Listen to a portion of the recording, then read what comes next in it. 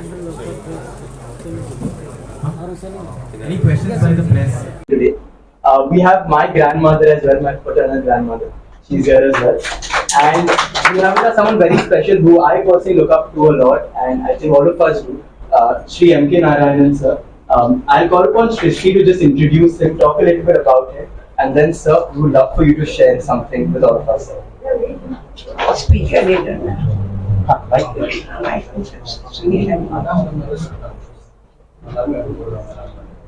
Okay, so it is a great privilege to welcome the visionary leader and statesman of Indian governance, Sri M K Narayanan, as a chief guest today. He has a spanning career of 4 decades who served as providing strategic guidance in the Indian governance. Also, the ex-governor of West Bengal, he tirelessly worked for shaping the nation's and development and prosperity. He has also played a pivotal role in shaping India's security and landscape as the National Security Advisor. We are honored to have him today to share his thoughts with us. Please join me in welcoming Sri M K Narayanan.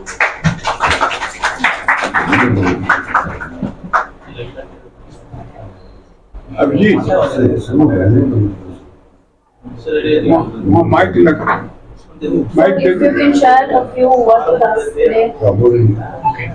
Mike. Please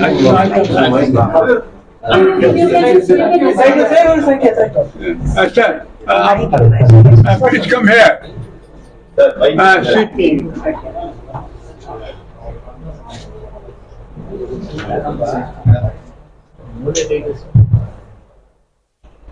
Mr. Kanoria and the 2 grand ladies who are present here, Manisha, and all of you are present here. When I first met Manisha, I thought that butter will not melt in her mouth. Now realize that nobody can stand before her. We all stand here because you know what she can do. She is truly the Florence Nightingale of what the children need today. I've addressed many gatherings. I've been present in many functions. But it's seldom that you come across somebody who has built something brick by brick for the future of mankind. Children are what we call our true wealth. Those who look after children are indeed God's ambassadors on earth.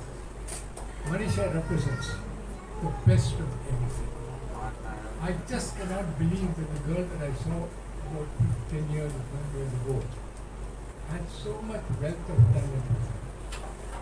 That she can also attract so many educationists and others, particularly those who are well versed in the Montessori school.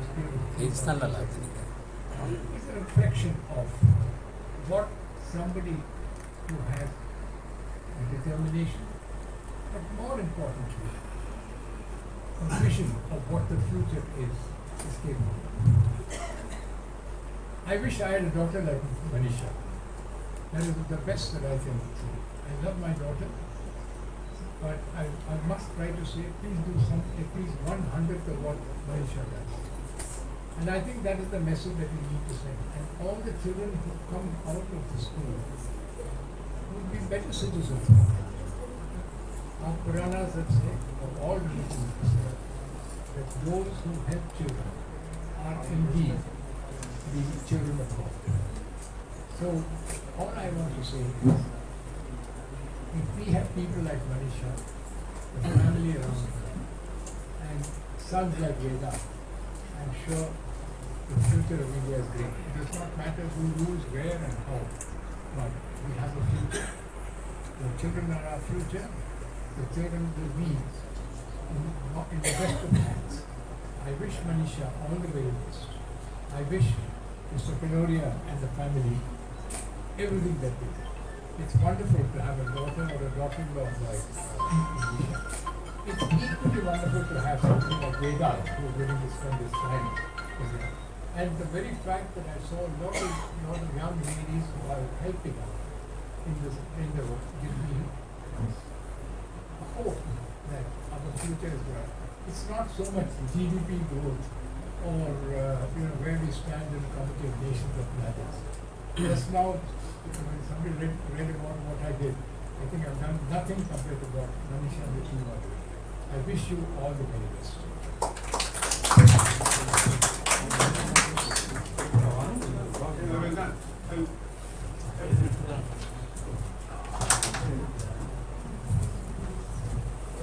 Thank you so much, sir. It's always so lovely to hear you. I think we've had the privilege of having sir for a lot of our functions at iSpark for book launches, and sir has always been kind and gracious to be here and spare his time and be here so patiently. Thank you so much.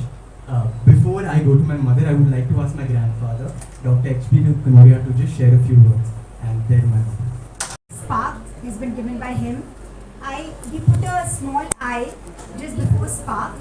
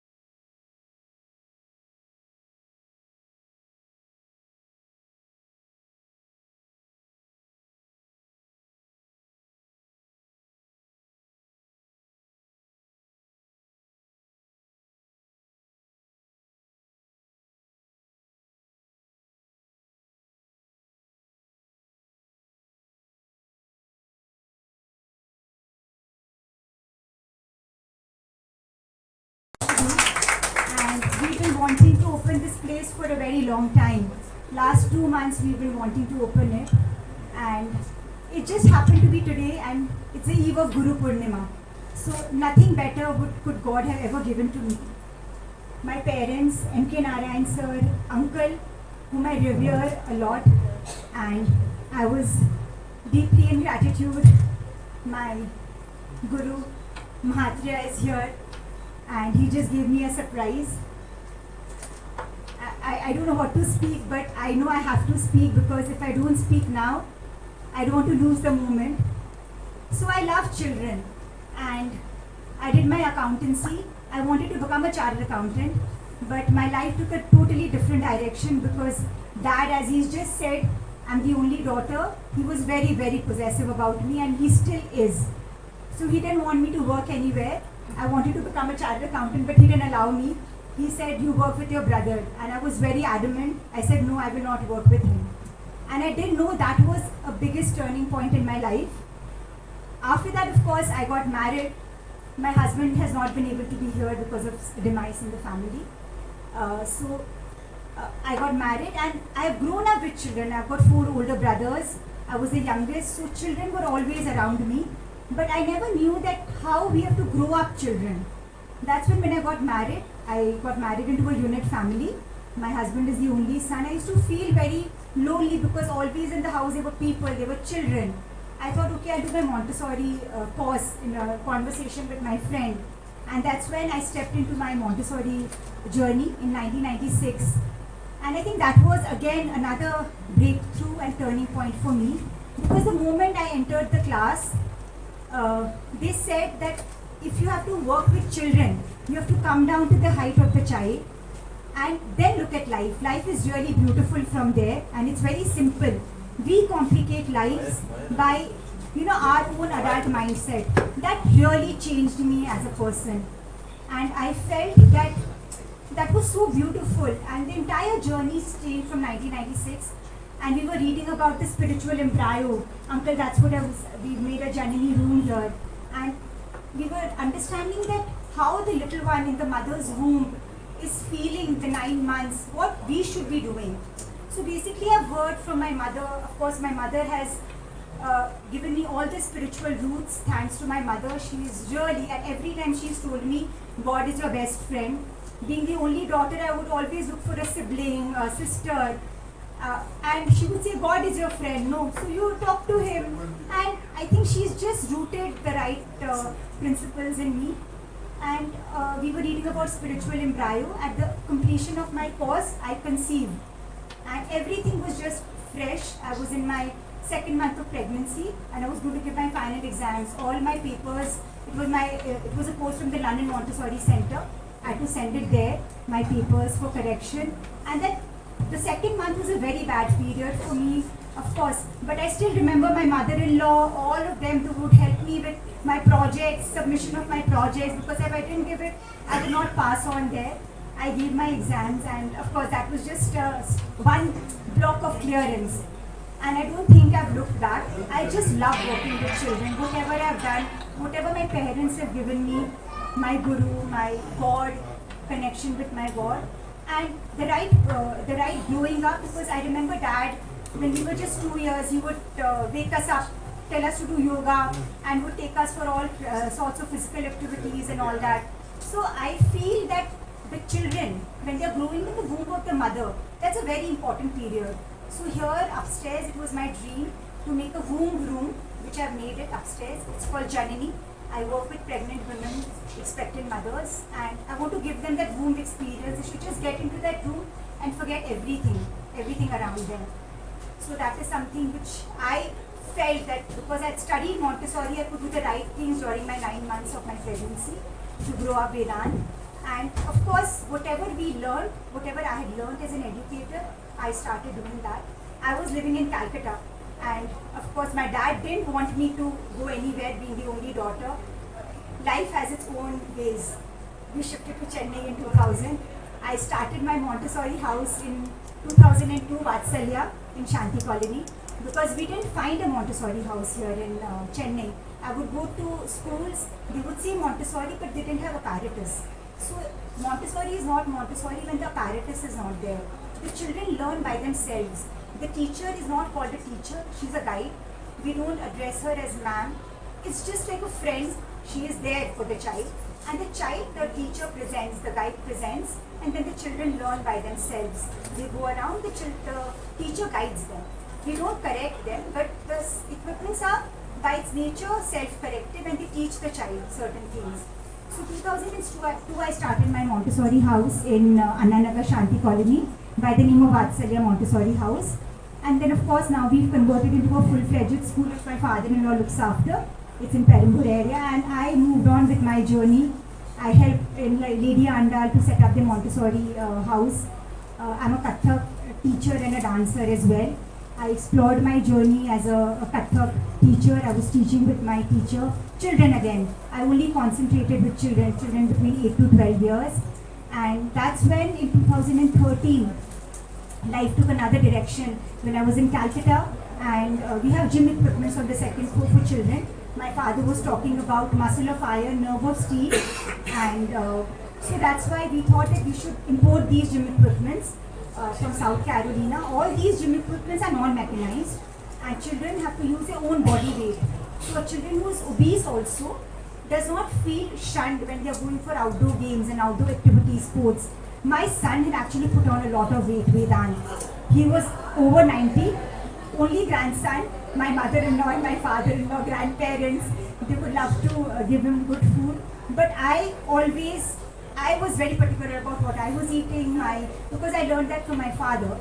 And thanks to him, that I growing up, that Vedant also, in 2013, he changed. That's when I was blessed with Mathya, who is here. And after that, I think it's been 11 years. I've not just turned back at all. I just feel he's holding me and I'm going in this journey. All I want to do is work with children. I love working with children, and I feel that age, when they're from the womb of the mother, and even when a woman is wanting to conceive, she doesn't conceive. It's the right time, we should conceive and we should carry on working. I really thank my family, my mother-in-law and father-in-law, who really supported me. They've never told me don't go to work. Always, right from day one, do what you want to do.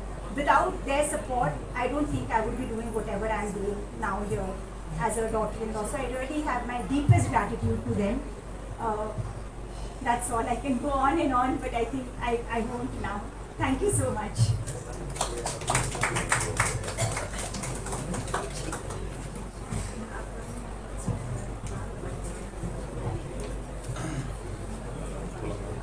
Thank you so much, Manisha. It's been inspiring to know your story from the start to how iSpark has come and become today. We request Nanu, Mr. Kanoria, to felicitate Dr. M K Narayanan.